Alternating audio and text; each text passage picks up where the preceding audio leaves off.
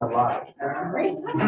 Well, welcome everyone to the June 27th regular meeting of the Suffolk County IDA. We're going to start off with the Pledge of Allegiance. If we could all stand, and I'm going to ask Chris Damianos to lead us off. To the United States of America, and to the republic for which it stands, one nation, under God, indivisible, with liberty and justice for all.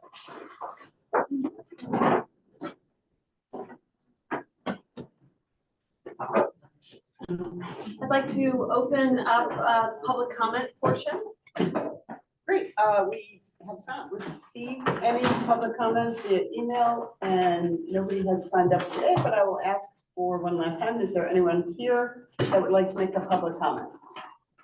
Seeing none, I'll turn that back over to you. Okay, I will close the public portion, the public comment period, and open it up for new business. I'd like to introduce and welcome Joe Restello as the new Deputy Director of the Suffolk County IDA. So welcome, Joe. Thank you very much. Would you like to share a little bit about your background?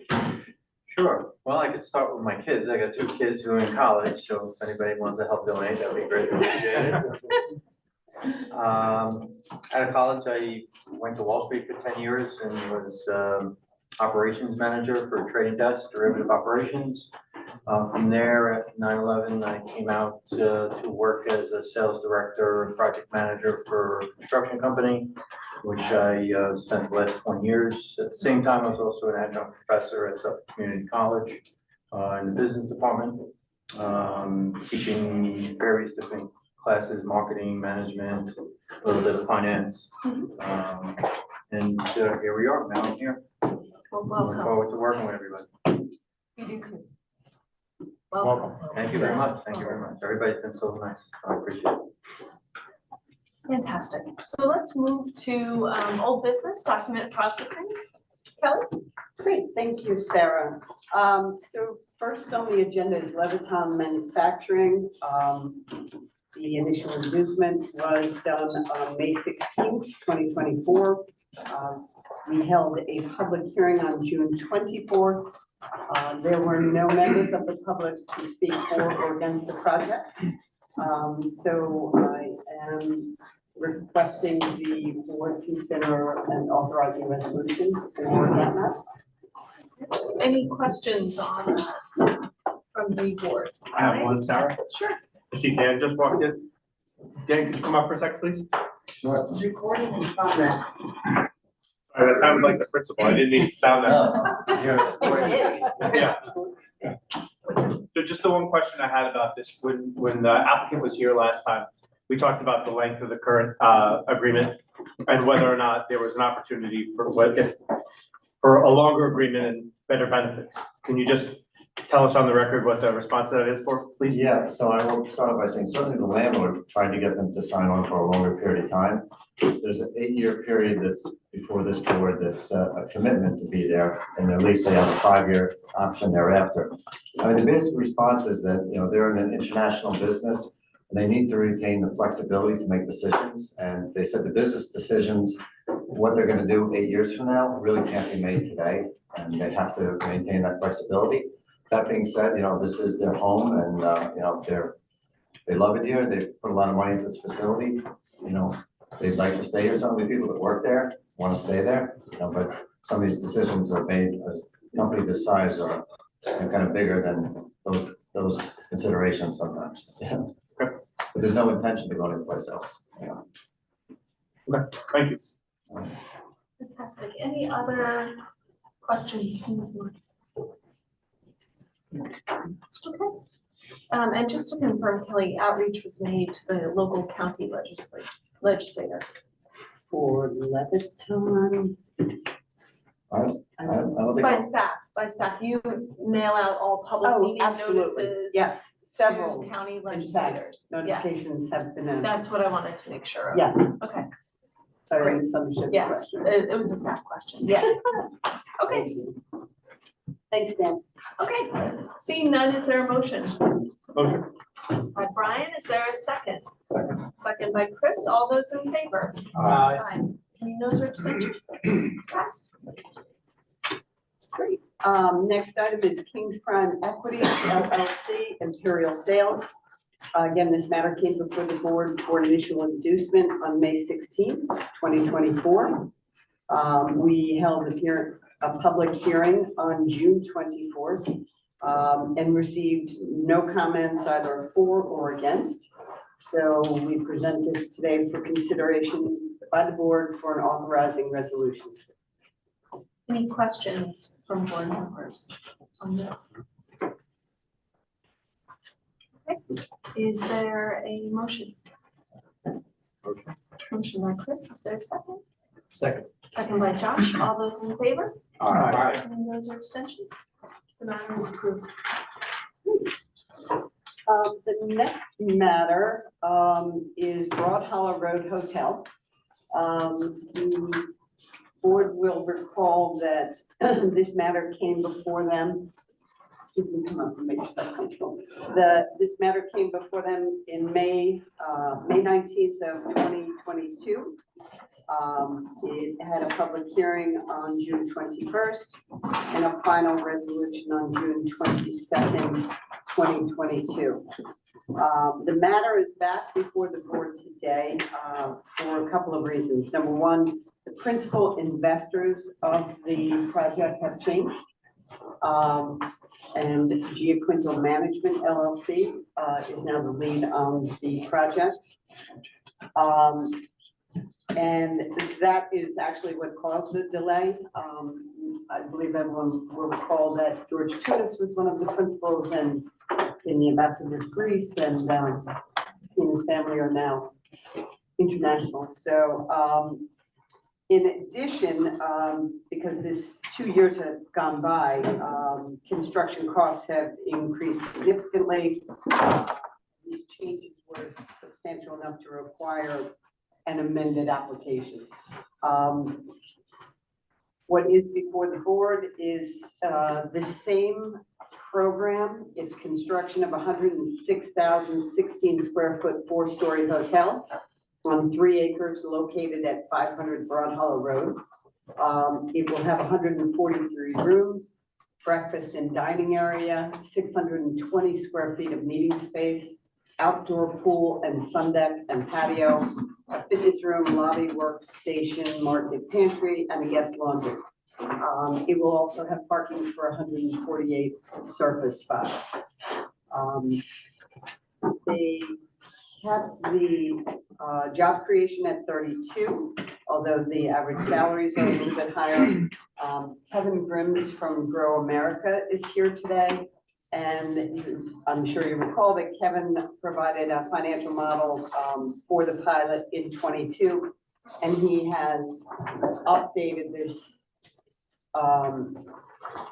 updated his report to reflect the changes in the budget, and of course, as well as the ownership. So, and then he's going to go through, and then I'll turn it over to you, Mark, after Kevin goes through.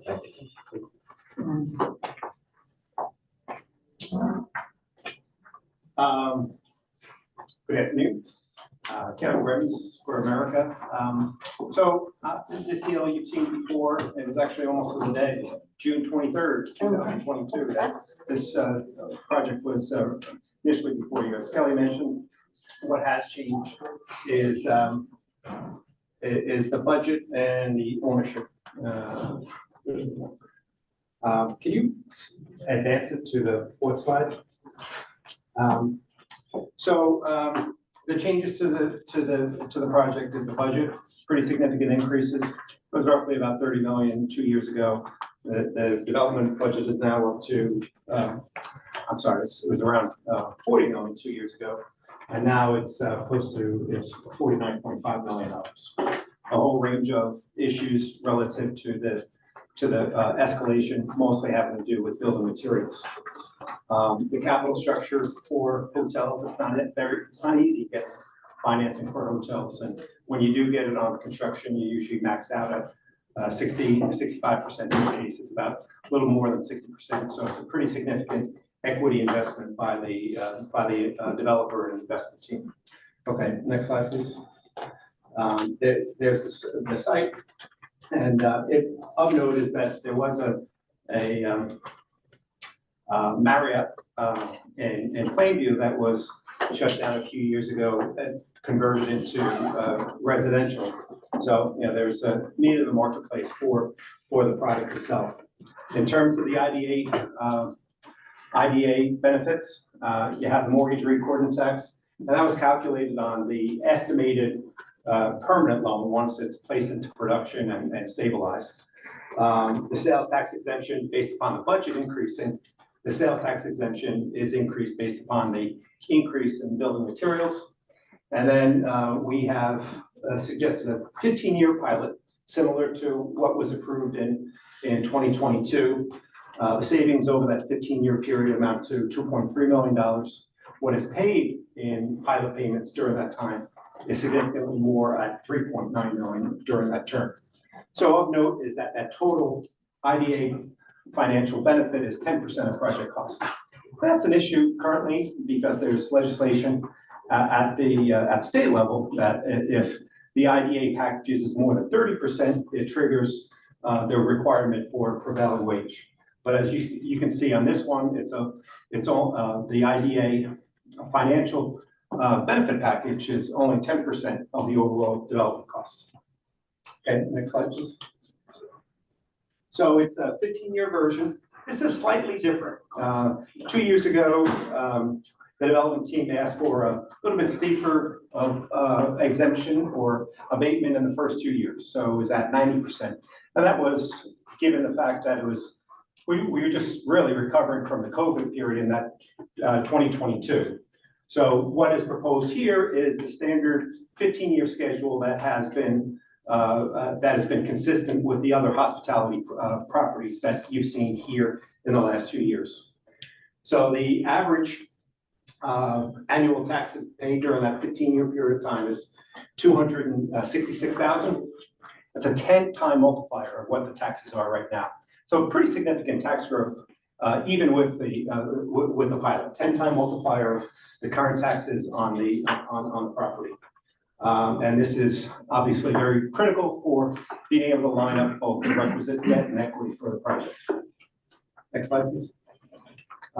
This is the schedule over the 15-year period of time, starting at a 75% abatement in the first operating year, and then that burning off 5% each year, years 2 through 15.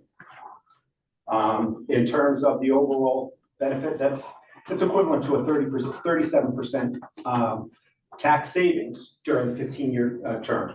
So you're paying the property development pay 73% of full taxes during a 15-year period of time. Next slide. We're just looking at the operating pro forma. This, if we plugged in the full taxes, the metrics on a debt and investment schedule would be lower than what's anticipated. So this is regarded as necessary for the project to advance. Next slide, please.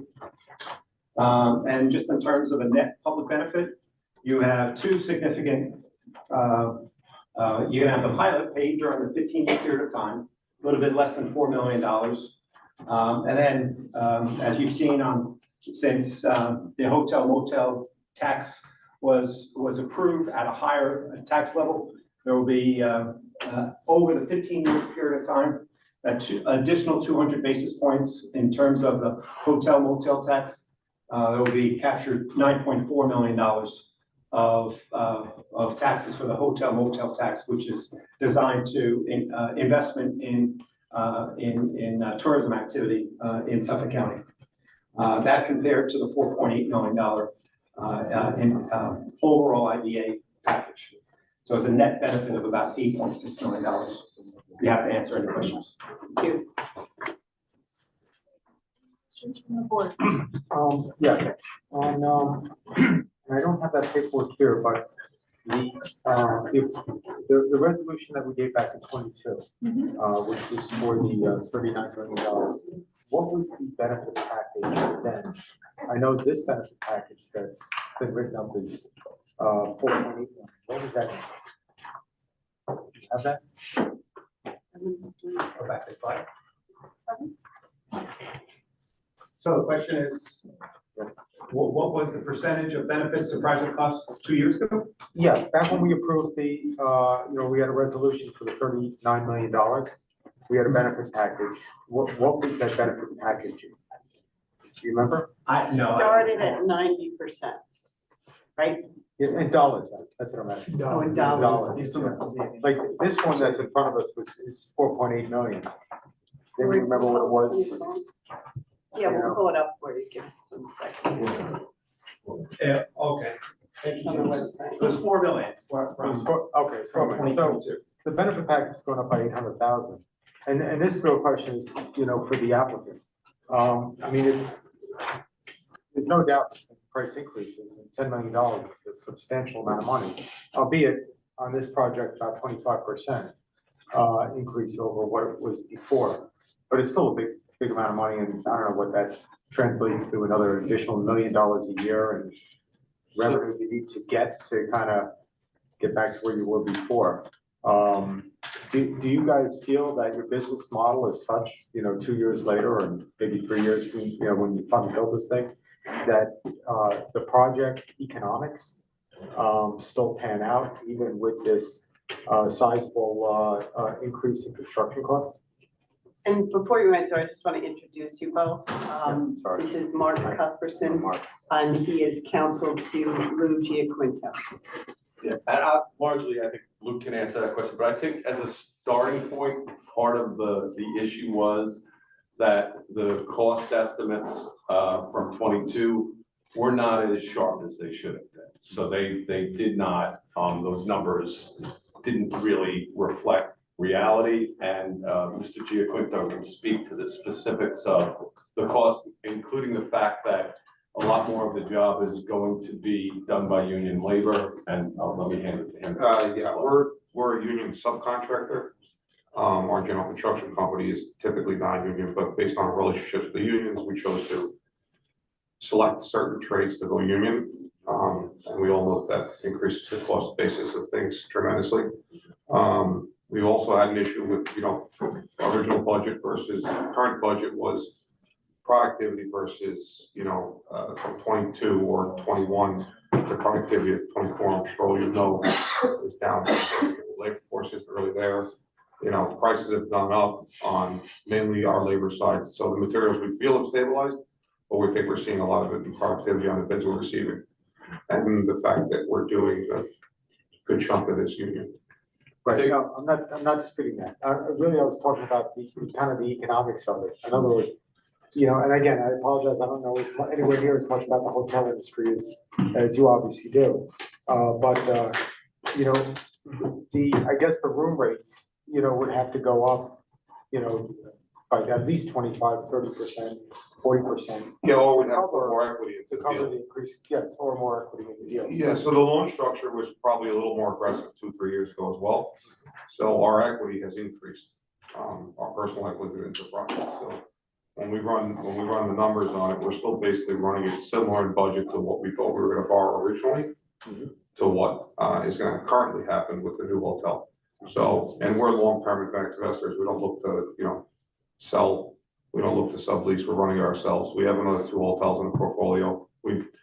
My father's been in business for over 50 years, and I think his first hotel was 1987 or 88, and we've always stayed in it. So this is more of a long-term investment for us. So even if it doesn't perform as well as it's supposed to initially, we're still running a model where let it run. Don't need to take anything out of it. Yeah. Any other questions? Yes, Josh and then Kevin. Thanks for coming in today. So yeah, if you could just, it's more just an explanation from you as far as, you've chosen to use union labor. Obviously that increased cost to you. You wouldn't be doing that, if there wasn't some benefit to doing that. If you could just explain, why you see the, Yeah, we taking like- on those additional costs as well. Yeah, we like to do things fast and we like to get them done right, especially since it's a long haul in a building. The unions typically do a better job, more skilled tradesmen. We're used to working with them. Simply put, we need to build this thing a rather quick time frame, just to try and, get it out onto the market, before other projects get on. And I should also note, we did put an extensive amount of effort into the lobby and the rooms, not to prototypical Marriott residence and design. And that did cost us some upfront money, but we feel like that'll, put us ahead of the other people around us. And the facade, what else? The facade, which will be done union, is, by us, that's our trade. The original, if you look at the original IDA heading, you'll see it was just a simple EFIS building. And I'm sure plenty of you know in this room, that's probably half the cost of real masonry design with a cavity system. I appreciate that, and, I just want to, point that, we certainly appreciate you, willing to do that, because it is an additional cost to you, but I think the benefit to the taxpayer is also greater. At the end of the day, if you're paying a worker who lives here on Long Island, higher wages than, typically may be paid on some of these projects, that's additional money that those workers can now spend in the local economy. And, HVS, I know does a report, typically they talk about on the construction portion, they assume workers getting paid the area median wage, which doesn't always necessarily occur on these projects, but, those numbers really play out in this one because you are paying it. And I think it's also just important for the board to be able to see that, when you do take on those additional costs and, pass on that money to the workforce, you're still able to make the project work. It's still viable. Sure. And we can assist you, and you can do it in a way that, benefits workers more, benefits the taxpayer locally more.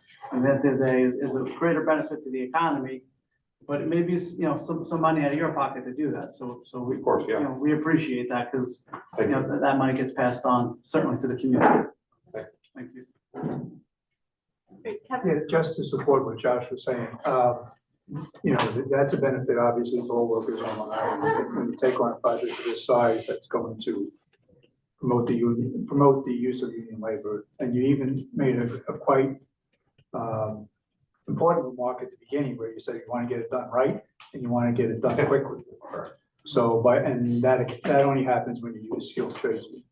I just want to add one other thing regarding, since you've made these improvements in cosmetically, you think you'll change the status of the hotel somewhat so you can maybe get better rates when you rent now that it's instead of a cookie cutter application, it's more of a little boutique type thing? Yeah, anything we do in our other real estate, if you make it look right, if you get better finishes, people are always willing to pay more. The lobby is our main concern and the rooms are our main concern. That was where it all started. And then when we started coming to the exterior, you said, let this thing pop and look like it belongs in Huntington, a brick building. We do have some EFIS facades intermingled into it to try and shave some costs. But primarily this is a masonry precast facade, which we're really proud of. I think it came out beautiful. Well, it sounds like the project's in the right hands. So. Any other questions? Seeing none, is there a motion? Motion. Motion by Chris, is there a second? Second. Second by Josh, all those in favor? Aye. Those are abstentions. Thank you. Thank you. Thank you. Good luck with the project.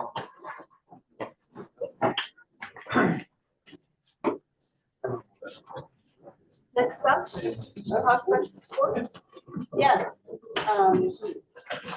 So.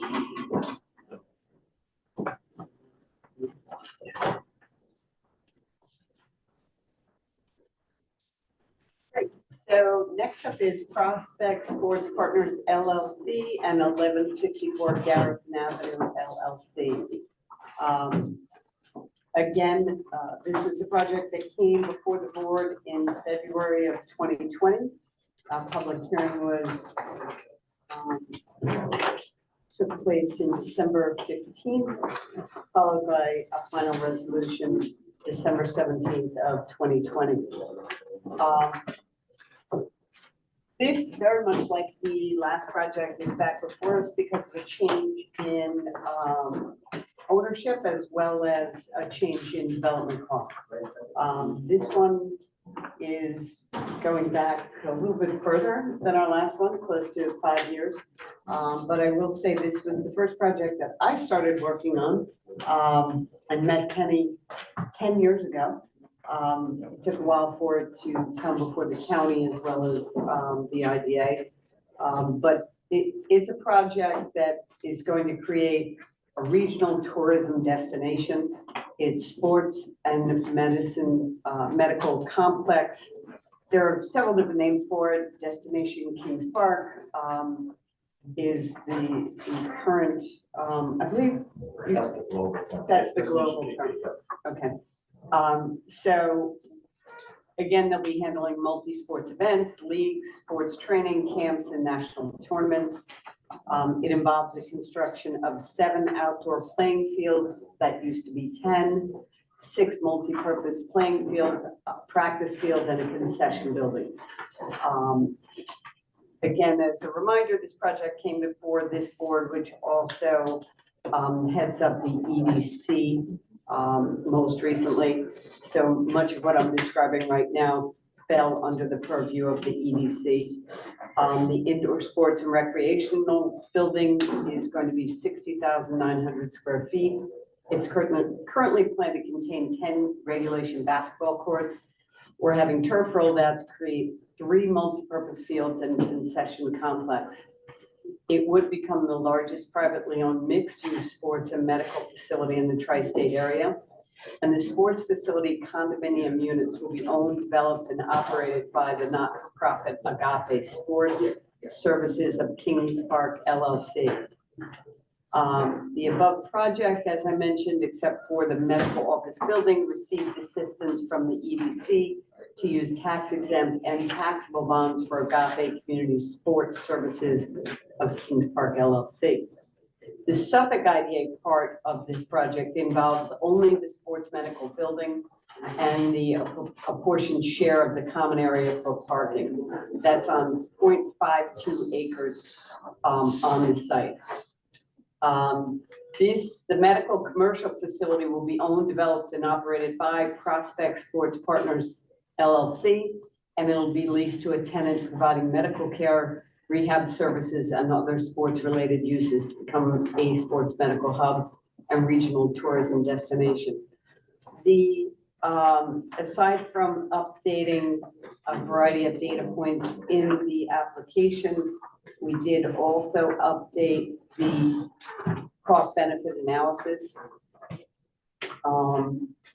And I may have the old one with us. The land taxes as reported back in 2020 were $11,000. The land taxes we're showing now are $31,116. We always show this as an X and Y, so of course the land tax will remain. The future full assessed value of the property is $250,000. That's what was projected back in 2020. We have not received an updated estimate from the assessor in Smithtown. However, Fort Shelley attorneys this morning prepared a look from your tax attorney, right? Right, from our tax department. Did an analysis of what full taxes would likely be. Right, and they came up with 273,000, so I did rerun the cost benefit analysis for the board to take a look at. I know that had been raised by members of the board in briefings as to getting as accurate a number as we possibly could.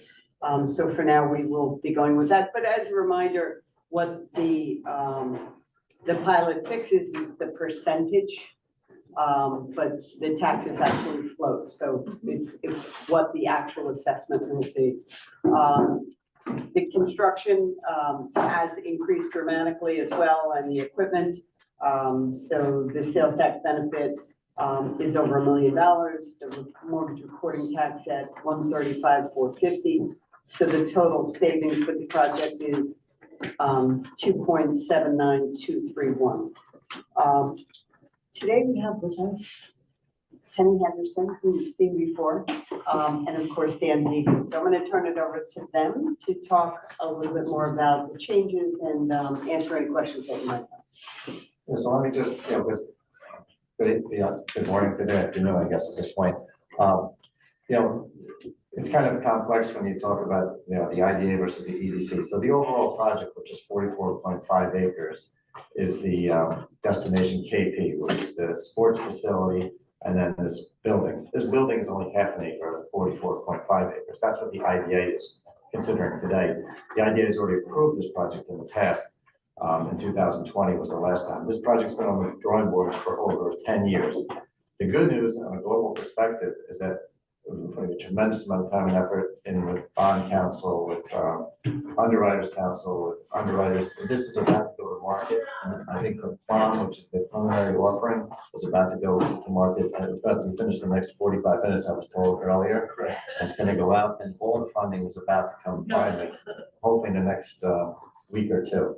It's gonna, you can talk about the timing a little better, but it really is happening now. And it's been a tremendous amount of effort all around. So what we're here for today, and we were just here a couple of months ago on the Agape portion, which is 44 acres, you know, basically updating on what the program is there, what the assistance on there, which is basically tax exempt bonds.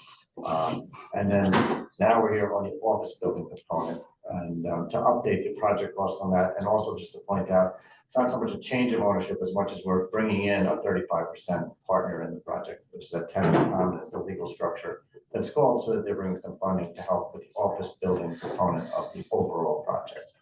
And you know, that's the information is before you in terms of the identity of that. And we're just also trying to update the project cost, because as we said, this has been on the drawing boards forever. So, you know, project costs, since I think we're looking at some of these things were figured out in 2014, but now we got to put a shovel in the ground and actually start building it. It's going to be much more expensive than originally contemplated, but still doable. And you know, with the IDA's assistance, it will make sense. And we have confidence we're going to be able to attract a good high quality tenant here, because it's not just a building by itself, it's part of this overall complex, which we believe is going to draw hundreds of thousands, multiple millions of visitors over like the time of the project. It's going to be a big economic generator. But we're only here for the today for that small portion, which is the office building, looking for updated project costs and assistance, and to get approval of the new owner, the new 35% owner of just that portion, not the overall project. I point out the overall project is because it's taxes on bonds, it's a prevailing wage project, and this project, while it's not legally required to be prevailing wage, we're going to be, you know, we have a contract, develop, I guess the general contractor. Access construction. Access And Long Island construction. first, of course. I was going to comply with, you know, Long Island first, and make sure we're have very, you know, good effort to try and make sure everyone's given an opportunity to be competitive and participate in this. As I said, this is a smaller part of a much larger project, but that's our request here today. And obviously, any of you want to say anything about the timing or the delivery of the project from the sports side, we're looking to deliver in 12 months. We're looking to close the bond by August of this year and have it built by August of next year. The delivery of the medical space will almost be concurrent. We're looking to start the medical next June, right as the sports is being somewhat completed. And then we will work towards the medical space as a closing out of the project overall. This way we really can bring the tourism that we're looking to do. We're looking to bring the national events, but not only that, the national technology, the research, the NFL, and a lot of the big groups that we're talking to actually help with the actual sports medicine and treatment of the issues that happen throughout the process of youth development.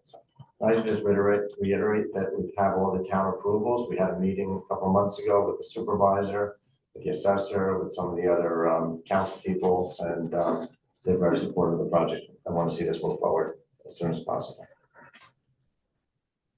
Thank you. Questions? I know. Well, first of all, it is a good project. I think it's a good plus for the community that you do this. And it's been a Herculean task on your end, 10 years into it.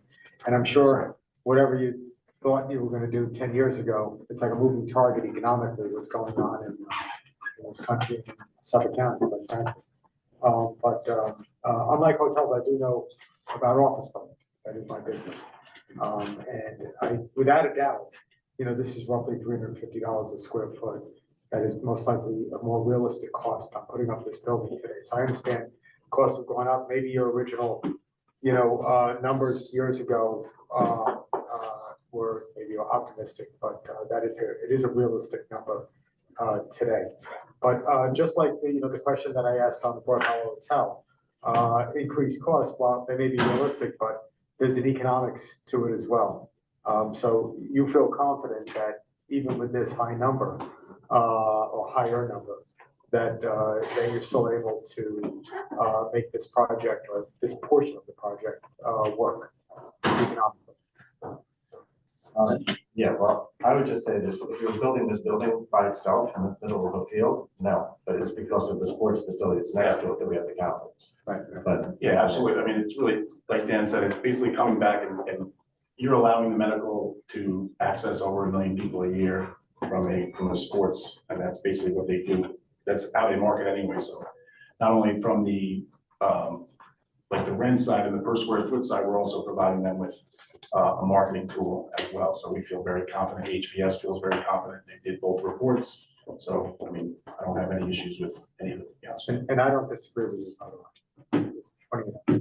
Oh, no, I mean, any feedback is always accepted. We have no problem answering questions. We obviously are very thankful for Suffolk County and letting us do this, because this is what allows us to bring, youth sports back to Long Island. Overall, it's such an issue now of people leaving, not only for competition, but also for, you have to go to the city to go, a lot of the times to get a surgery. I mean, I had to have 2 shoulder surgeries in New York City.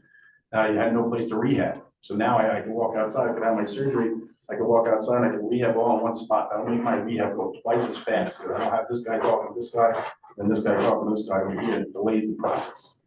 But it's only gonna help our youth. I mean, we have tremendous players now. This is only gonna really drive our overall production of professional athletes and even college athletes overall. Kenny was a professional athlete, but a professional baseball player. Professional baseball player. Small guy. Pittsburgh Pirates. Any other questions? Just a quick question, two quick questions. Number one, I was impressed by the annual salary that you anticipate that the 100 employees for the jobs you're gonna create are gonna get paid. Yes, well, from this is a very highly specialized, especially with a lot of the sports teams that we're talking to overall on who's gonna actually be there. That's like the creme de la creme of doctors. So we're very excited about bringing that to our basically base of Long Island. Yeah, because I think as you well know, The aging population. one of the things we're really concerned about when we give out the tax incentive package is that it creates jobs, good paying jobs. And on the other side, it creates a nice taxable income for the county and for the entities involved, the taxing entities involved for the future.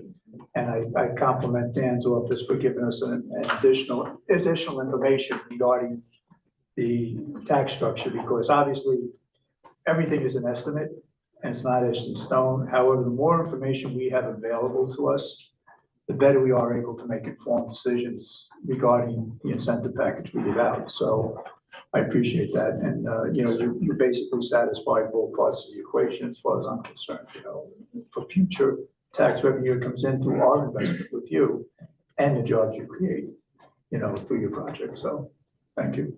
Thank you. Appreciate it. Yeah, no, I think it's a great project, certainly, type of facility that's greatly needed in the area, even in the tri-state area.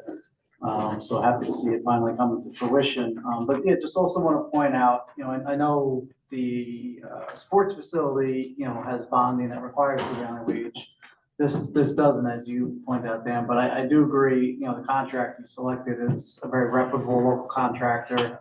Appreciate your commitment to Long Island First policy, because they're certainly going to use, local contractors, local workforce, and even though it's not supposed to be prevailing wage, it doesn't have to be, good chance that, that contractor will pay prevailing wages. And again, I think it goes a long way to the benefit to the taxpayer that, the workforce is going to live here. They're going to make good enough money to not only live here, but just survive, but thrive. And I think that benefit the local economy goes on, underlooked sometimes, because we're always talking about the permanent jobs, and certainly, Kevin pointed out, the salaries you're gonna be having here for the permanent jobs, but on the construction portion of things, that's gonna make a big difference too. So appreciate your commitment to that. So Any other questions or comments? Seeing none, is there a motion? Motion made by Kevin. For a second. Second. Second by Chris. All those in favor? Any noes or abstentions? Motion is approved. Thank you very much. Thank you. Good luck. Very much. Let's hope you don't have to come back and. No, I was just gonna say, Just Bill. thank you very much for your time, and your support.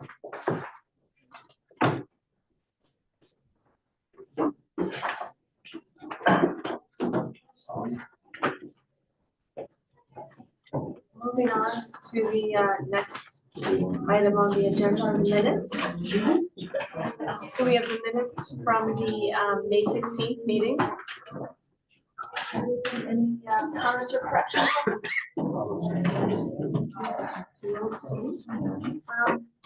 I'll make a motion to approve the minutes. Is there a second? Second. Second by Josh. All those in favor? Aye. Any noes or abstentions? Yes. Thank you. Okay, on to other business. Broadridge. Great.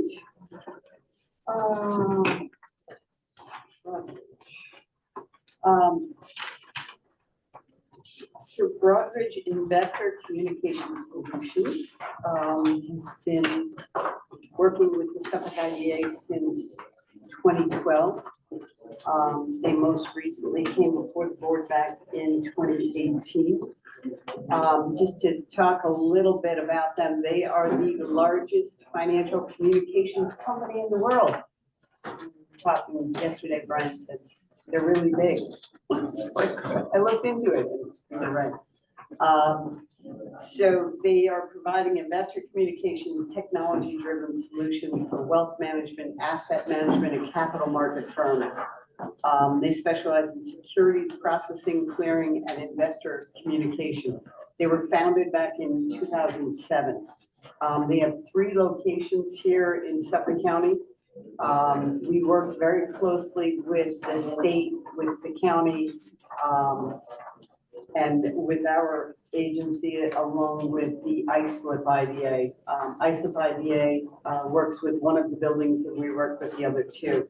And we've worked together as a team to continually retain Broadridge here in the county. They have grown exponentially. Their current employee status as of the end of 2023 was 2,403 employees. And they've maintained numbers over 1,700 in those 3 buildings since 2014. They have come before us and are requesting what I refer to as a no-cost time extension on their sales tax benefit. So back in 2018, we granted them a 5-year sales tax benefit to continue to increase their technology, their equipment, and their ability to maintain and upgrade technology as it's evolving so quickly. They have not utilized that full benefit. What we gave them in 2018 was 7.9 million. Of that, about 5.3 million remains. So they are asking at this point for a 4-year extension, time extension to utilize the benefit that was already granted to them. Barry Kerrigan is here from Nixon and can answer any legal questions that may pertain to this, but Barry felt like it was appropriate for us to have the discussion with the board because of the length of time that they're requesting. Thank you, Kelly. Sure, Barry. Sure, I think, you know, in the original authorizing resolution for this project, you know, since we did grant them the sort of 5 years to get this project complete, and they were requesting an additional extension with no new benefits, we just thought it'd be appropriate to bring it back to the board for an update due to the length of time of the additional request. Thank you. Sir, may I Questions? just- Yes. Barry, when we grant the sales tax exemption as part of any project, the applicant lists out in some detail of what they intend to purchase and the scope of the project. Correct. So the scope of this project remains the same as it was when we originally did it. It's just they haven't purchased all of those things and done that work yet. Correct. This is a little bit different than other projects in that this wasn't like a building upgrade. This was like IT communications, technology equipment, software licensing.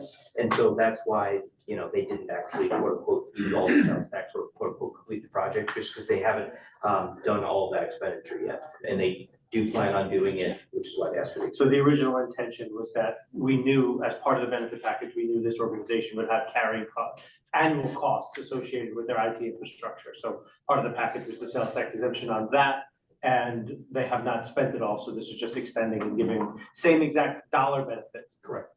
Just more time. Correct. Thank you. Yes. So the remaining 5.3 million, that's not the tax, that's 5.3 million is the spend.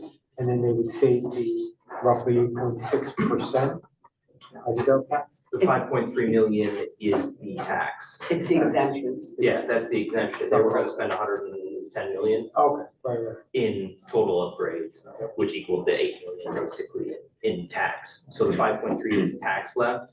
I'm not great at math, but someone can do that. Okay, So it's- that's fine. We like companies that spend 100 million. Yeah. Some county. Yes, so just a point of clarification, so we approved 7.9, they have 5.3 left or so, and that's what we're extending today, just the 5.3. Yeah, we're just extending the time because otherwise it would expire unused. And so we are extending the time, but yeah, the 5.3 is all they have left and they're not asking for any increases in the amount. And they can't go beyond that amount. And we monitor those numbers on an annual basis.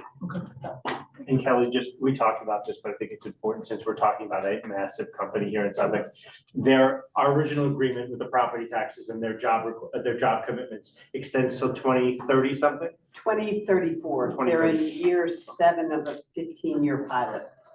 So we continue to monitor FTEs, full-time equivalents, until 2034. Good point. Thank you. And they're hundreds over what they originally committed to. Yes. And just an additional comment is that it's so difficult to keep good employers on Long Island that, you know, our willingness to work with them in situations like this, I think speaks volumes of how much we appreciate what they've done for some county, so. Great. So is there a motion to approve? Make a motion. Motion by Josh. Is there a second? Second. Second by Brian. All those in favor? Aye.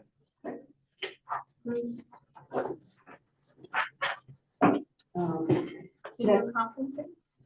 Yes, so recently, the governor extended the authorization for video conferencing.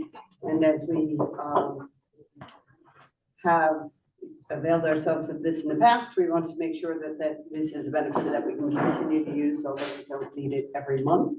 So we are proposing to extend this, the dates on that, to July of 2026. Thank you. And that's it. Any questions on this? Motion I'm by sorry. Brian, Yep, you got it. second by Josh. All those in favor? Aye. Great. And then last is the records retention officer. The board will recall, we created this position and started working on a project of organizing the IDA files from the last 30, 40 some odd years. The process is well underway, but it needs continued attention.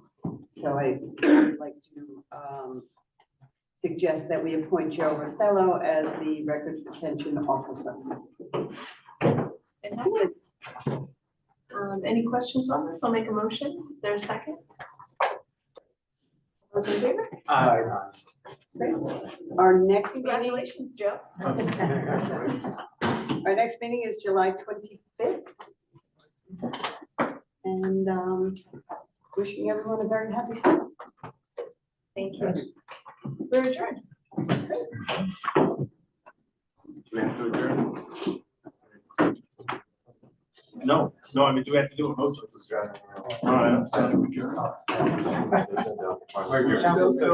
Wait,